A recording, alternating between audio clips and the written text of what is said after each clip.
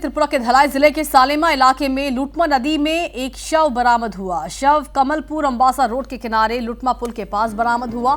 स्थानीय लोगों ने सबसे पहले शव को नदी में तैरते देखा, फौरन पुलिस को इसकी खबर दी।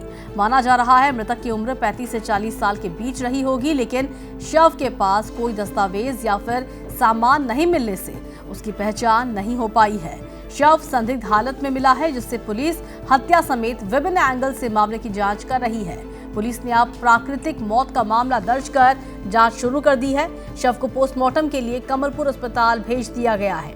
इस बीच एसडीपीओ समुद्र देव वर्मा ने जानकारी दी कि मौत का कारण अभी भी स्पष्ट नहीं है। पोस्टमार्टम रिपोर्ट से ही इसका खुलासा होगा।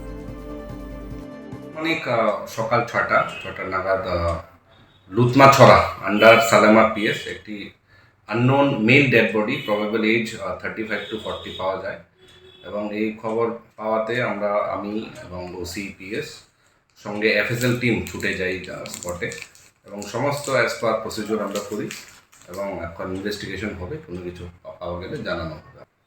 এখন প্রিলিমিনারি স্টেজে বলাটা মুশকিল, তবে ইনভেস্টিগেশনে যা পাওয়া যাবে আপনাদেরকে জানানো।